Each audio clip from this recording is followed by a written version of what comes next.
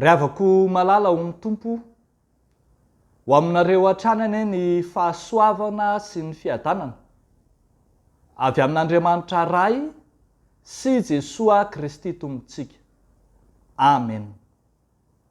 Ambarao hatrany ny fahatsaràn'Andriamanitra. Ambarao hatrany ny fahatsaràn'Andriamanitra. Zany no asongadiny izao mofinainantsika anio izao. Ao amin'ny bokin'ny Isaia mpaminany toko faharoa ambin'ny folo, ny 1 hatramin'ny 5.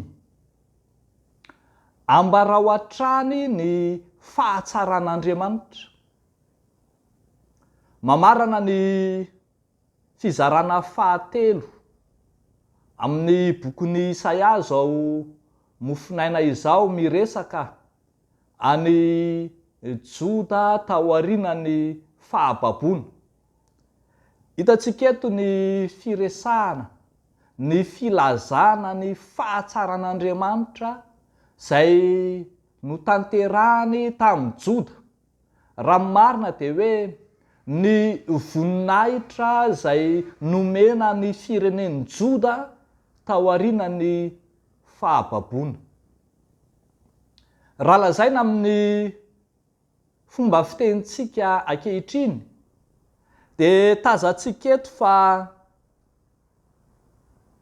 nambara tamin'ny fomba fijery miabo ny mombamomba any Joda sy Jerosalema, ka tsy miresaka afa-tsy ny fahatsarany no tany saina amin'reto andininy anankidimy reto.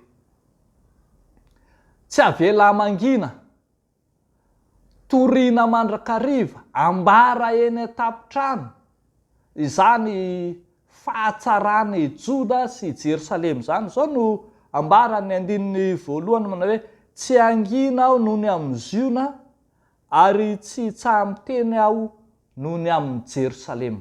Rehefa jerentsika andininy isaky ny andininy amin'reto andininy anankidimy reto dia samy miresaka avokoa izany fahatsarany firenen'ny Joda, ilay firenena voafidin'Andriamanitra. Hitantsika eto zany fa miverina amin'ny laoniny ny mahafirenena voafidin'Andriamanitra any Joda. Toa misitraka sy mandray ny mahafirenena azy indray izy, ka dia tsy hitsanga menatra eo anoloan'ireo firenena hafa manodidina azy. Dene jerentsika izany karazana fahatsarana rehetra natao tamin'ny Joda sy Jerosalema izany. Eo aloha ny 1 ny fampanjakana ny marina sy ny famirapiratany famonjen'Andriamanitra azy. Eo amin'ny 2 isalotra anarana vaovao, anarana mbola tsy notononina, mbola tsy norenesin'ny sofina no atafy azy. Eo amin'ny 7 dia hisalotra satro-boninahitra, satroka andriana, eny horakofana voninahitra izy. Ny 7 dia hofoanana tao aminy izay fiheverana na ny lasi-tsaina zay namaritany izao tontolo izao azy, ilay noheverina fa nafoy, ilay noeritreretina fa tany lao satria toa lasa kibabo sy lasa tany karakaina, dia hoe sorona amin'izany ka hovaina ary mihoatra noho izay teo aloha azy, satria dia sata vaovao no hitondrana azy, hitondrana azy tahaka ny tovavy ampiakariny Jehova ho vadiny ka hiverina amin'ny maha-vadiny Jehova azy. Feny tsy misy afa-tsy fahatsarana no ataon'Andriamanitra eo aminy. Fomba fitenin'i Jesoa koa zany matetika riavako, manana fijery miabo, fisainana miabo. Raha mijerytsika ohatra, raha nitafa tamin'ilay mpanoradalàna anankiray Jesoa ny amin'ny didy lehibe, dia Jesoa tsy niteny taminy hoe tsy tafiditra amin'ny fanjakany lanitra ianao, fa hoy Jesoa taminy manao hoe tsy lavitra ny fanjakan'Andriamanitra ianao. Ary zany koa no fomba fitenin'ny apôstôly Paoly mandrakariva amin'ny fifandraisany amin'ny fiangonana, aoka ho mamosira mandrakariva ny teninareo, mitady mandrakariva izay fahatsarany fifandraisana izay ka manasongadina ny tsara fa tsy ny ratsy, tsy mihebohebo na manao litaniny amin'izay faharatsiana na fahalemena, fa miresaka ny fahatsaran'Andriamanitra. Ianao koa ry avako malala ho ny tompo, mikirakira tambajotra serasera, miresaka amin'ny etsy sy aroa, aoka anana zany fomba fijery miabo ka hanambara mandrakariva, hiteny mandrakariva ny fahatsaran'Andriamanitra mba hamirapirata ny voninahitr'Andriamanitra.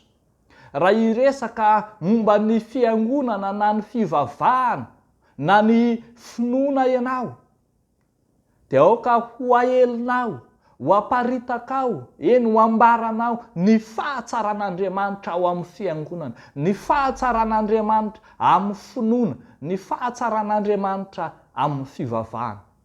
Tsy ianao indray no fitaovana ho ampiasain'ny devoly, sanatrin'izany ampihely ny faharatsiana, na toa zava-dratsy indray no aparitakao, fa aoka tsy hanambara afa-tsy izay fahatsaran'Andriamanitra ianao.